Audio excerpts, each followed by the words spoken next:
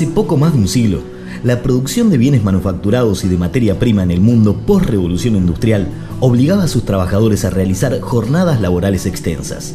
La mayoría de las veces, 2/3 del día eran ocupados en el tránsito por la fábrica o el campo. La relación feudal se sostenía aún a pesar de haber terminado con la gleba y a pesar de la instalación del capitalismo como estructura socioeconómica. El genial Charles Chaplin se esforzó en representar la forma de producir en la no menos genial película Tiempos Modernos.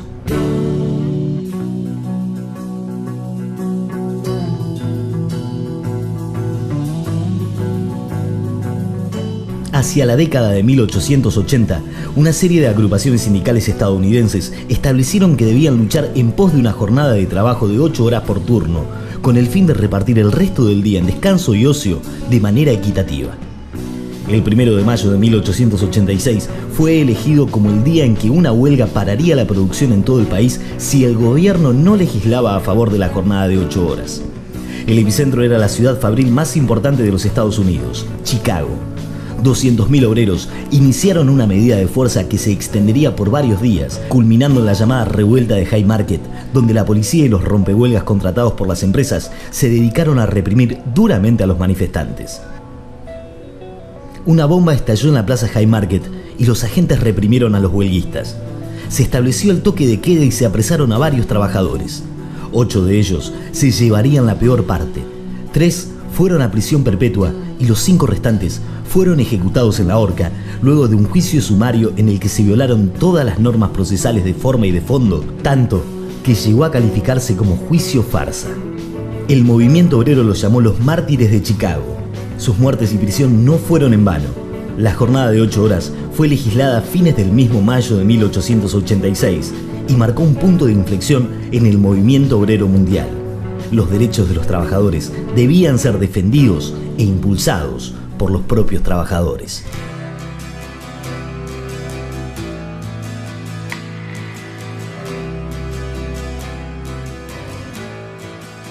En 1889, durante el primer congreso de la Segunda Internacional Socialista celebrado en París, se decidió que el 1 de mayo conmemoraría en adelante la solidaridad laboral. Desde entonces, la mayoría de los países del mundo, especialmente aquellos de pasado o presente socialista, celebran ese día a sus trabajadores. Paradójica y significativamente, el 1 de mayo no se celebra en Estados Unidos ni en Canadá como Día del Trabajo, sino como Día de la Ley. En esos países se otorgó a los trabajadores el primer lunes de septiembre, un día sin referente histórico ni connotación política, para celebrar su día. En nuestro país, la historia del movimiento obrero está ligada directamente a la inmigración. Cientos de miles de personas provenientes de Europa traían sus brazos para trabajar y sus mentes para idear.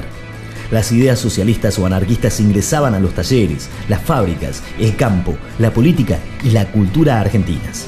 Como ejemplo concreto, vale destacar que un par de clubes de fútbol nacieron bajo el semblante de estas ideologías. El hoy Club Argentino Juniors nació bajo el nombre de Mártires de Chicago. Chacarita Juniors se fundó en una biblioteca anarquista. Newell's Old Boys eligió el negro y el rojo de las banderas ácratas. En 1890, alrededor de 2.000 trabajadores argentinos celebraron su día por primera vez en un mitin en La Recoleta. Su recompensa fue, ni más ni menos, que perder su jornal por faltar al trabajo. La lucha primordial era la misma por la cual habían muerto los mártires de Chicago: jornada de 8 horas.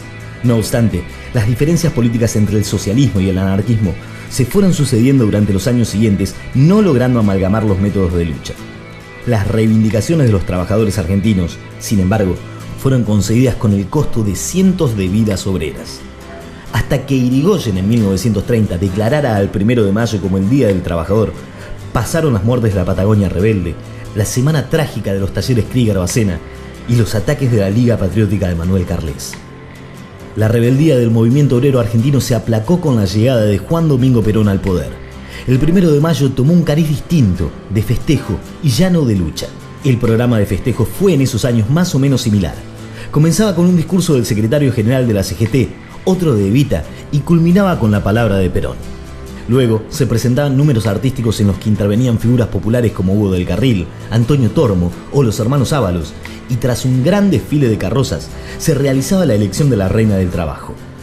Con la caída de Perón en el 55, los monumentales actos cayeron en el olvido. El significado del Día del Trabajador se sostiene aún en nuestros días, consagrando la figura de todos los que de un modo u otro ponemos nuestro esfuerzo para construir una mejor sociedad. Porque trabajar no solo implica producir, sino también crear, enseñar, alimentar, progresar. Por eso, debemos festejar nuestro día además de reflexionar sobre el rol que tenemos en la sociedad. Cada granito de arena, si se junta con otros, forman un desierto. Que nuestro granito de arena sirva entonces para construir un mejor mañana. ¡Feliz Día de los Trabajadores!